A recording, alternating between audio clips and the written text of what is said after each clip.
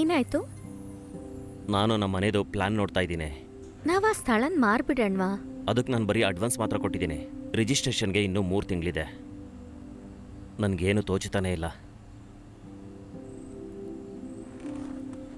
ನಿನಗೇನಾದರೂ idea ಇದೆಯಾ? ಅಯ್ಯೋ, ನಾನೇನ್ ಅನ್ಕೊಂಡೆ ಅಂದ್ರೆ ಆ ಸೈಟ್ಗೆ ಹಾಕಿರೋ ದುಡ್ಡನ್ನ ವಾಪಸ್ ತಗೊಂಡು ಬೇರೆ ಕಡೆ ಇನ್ವೆಸ್ಟ್ ಮಾಡೋಣ ಅಂತ. ನಂಗೆ ಯಾಕೋ ಆ ಪ್ಲಾನ್ ಅಷ್ಟಿಷ್ಟ ಆಗ್ಲಿಲ್ಲ. ಇದೇ ತುಂಬ ಕಷ್ಟ ಇದೆ. ನಿನ್ನ ಎಕ್ಸ್ಪೆಕ್ಟೇಷನ್ನು ದೊಡ್ಡ ಲಕ್ಸುರಿ ವಿಲ್ಲಾ ಇದೆ. ಈ ಫ್ಲ್ಯಾಟ್ ಬಾಡಿಗೆನೇ ಕಟ್ಟೋದಕ್ಕಾಗ್ತಿಲ್ಲ.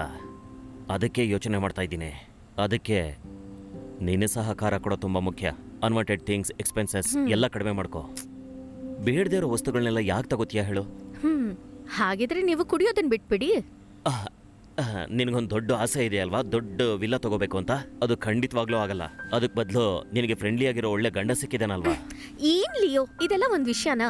ದುಡ್ಡು ಬೇಕು, ಅದನ್ನ ಸಂಪಾದಿಸೋದಕ್ಕೆ ಒಂದ್ ದಾರಿ ಹುಡುಕಿ. ನಮ್ ಮದ್ವೆ ಆದಾಗಿದ್ದ ಫ್ರೆಂಡ್ಸ್ ಎಲ್ಲ ಇವಾಗ UK ನಲ್ಲೋ US ನಲ್ಲೋ ಇದ್ದಾರೆ. ಅವರೆಲ್ಲ ನಿಮ್ ಜೊತೆ ಓದ್ದವ್ರು ತಾನೆ. ಟ್ರೈ ಮಾಡಿದ್ರೆ ನೀವು ಹೋಗ್ಬೋದು. ನಾನು ಅದನ್ನ ಹೇಳ್ತಾ ಇರೋದು. ಅದು ಹಾಗಲ್ಲ ಬೇ, ಎಲ್ಲರೂ ಒಂದೇ ತರ ಇರಲ್ಲ ಅಲ್ವಾ? ಸರಿ ಬಿಡಿ, ಇನ್ನೇನು ಹೇಳೋತಿಲ್ಲ. Come to the reality. We are all lucky peoples. ಇರೋದಕ್ಕೆ ತಲೆ ಮೇಲೆ ಒಂದು ಸೂರು ಇಲ್ದಿರೋ ಎಷ್ಟೋ ಜನ ಈ ಭೂಮಿ ಮೇಲಿದ್ದಾರೆ. ನಿಮ್ ಈ ಫಿಲಾಸಫಿ ಎಲ್ಲ ನನಗ್ ಬೇಕಾಗಿಲ್ಲ. ಸರಿ, ಫಿಲಾಸಫಿ ಬೇಡ ಅಂದ್ರೆ ಬಿಡು. ಕೆಮಿಸ್ಟ್ರಿ ಓಕೆ ಅಲ್ವಾ?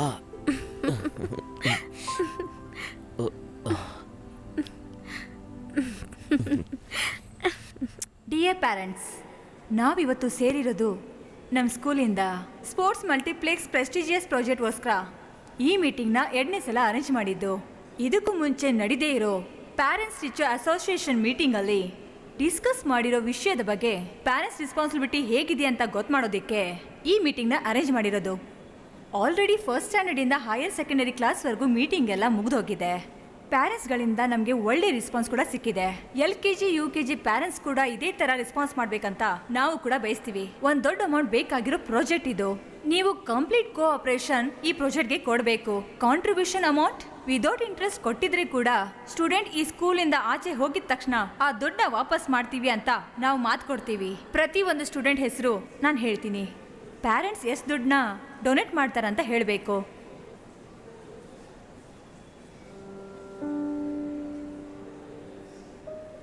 Adarsh Mohan 2 lakhs. Vaishali Mandre 2.4 lakhs. Sania Mathew 2.5 lakhs. Mithun Vijay 2.5. Priyanka Leo John 3 lakhs. 3 lakhs. Sorry, not 3 lakhs. 50,000. Oh.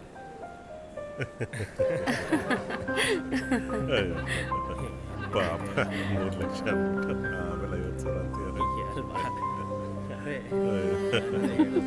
3 lakhs.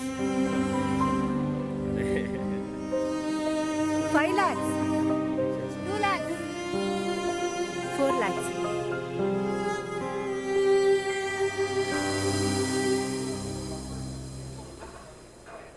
ಹಾಗಲ್ಲ ಅಭಿ, ನೀನು ಕಮಿಟ್ ಆಗೋದಕ್ಕೆ ಮುಂಚೆ ನನಗೊಂದು ಫೋನ್ ಮಾಡಬೇಕು ಅಲ್ವಾ? ಹಾಗಿದ್ರೆ ನೀವು ಮೀಟಿಂಗಿಗೆ ಬರಬೇಕಿತ್ತು. 50,000 ಅಂದರೆ ಹೇಗೆ ಹೇಳು? ಅದಕ್ಕಿಂತ ಕಮ್ಮಿ ಹೇಳಿದ್ರೆ ನಮಗೆ ಮರ್ಯಾದೆ ಉಳಿಯಲ್ಲ ರೀ. ಒಬ್ಬೊಬ್ರು 1 lakh 2 lakhs ಅಂತ ಎಷ್ಟೊಂದು ದುಡ್ಡು ಹೇಳ್ತಾ ಇದ್ರು. ಅವ್ರ ಹತ್ರ ಇದೆ, ಅವ್ರು ಹೇಳಿದ್ದಾರೆ. ದುಡ್ಡಿರೋದನ್ನ ತೋರಿಸ್ಕೊಳ್ಳೋದಿಕ್ಕೆ ಅದೇ ಒಂದು ದಾರಿ. ಆದರೆ ನಮ್ಮ ಪರಿಸ್ಥಿತಿ ಹಾಗಿಲ್ಲ. ಯೋಚನೆ ಮಾಡ್ತಾ ಇದ್ದೀನಿ, ಏನು ಗೊತ್ತಾಗ್ತಾನೆ ಇಲ್ಲ. ನಿನಗೇನಾದರೂ ಐಡಿಯಾ ಇದೆಯಾ? ನನಗೆ ಬರ್ತಾ ಇರೋದು ಸ್ಯಾಲ್ರಿ ಮಾತ್ರ, ಇನ್ಸೆಂಟಿವ್ಸ್ ಅಲ್ಲ. ರಿಸರ್ವ್ ಬ್ಯಾಂಕಲ್ಲಿ ಕೆಲಸ ಮಾಡೋ ಹುಡುಗಿನೇ ಮದುವೆ ಆಗಬೇಕಿತ್ತು. ಕೇಳಿದಾಗೆಲ್ಲ ದುಡ್ಡನ್ನು ಬಿಸಾಕ್ತಿರ್ತಿದ್ಲು. ನಾವು ಬೇರೆಯವ್ರಿಗೋಸ್ಕರ ಮಾಡ್ತಿಲ್ಲ, ನಮ್ಮ ಮಗುಗೋಸ್ಕರ ತಾನೇ. ಈ ಥರದ ರೆಪ್ಯೂಟೆಡ್ ಸ್ಕೂಲ್ಸಲ್ಲಿ ಹೀಗೆ ಮಾಡೋದು. ಬೇಕಿದ್ರೆ ಒಂದು ಕೆಲಸ ಮಾಡ್ಬೋದು, ಯಾವುದಾದ್ರೂ ಗೌರ್ಮೆಂಟ್ ಸ್ಕೂಲಿಗೆ ಸೇರಿಸ್ಬೋದು. ನಮ್ಗಿರೋದು ಒಬ್ಳೆ ಮಗಳು ತಾನೇ, 4-5 ಮಕ್ಕಳಲ್ವಲ್ಲ. ಅದು ನನ್ನ ಸಮಸ್ಯೆ ಅಲ್ಲ, ನೀನೇ ಓಕೆ ಮಾಡಬೇಕು. 30 rupees ನಾನೇ ಕೊಡ್ತೀನಿ ಬಿಡು.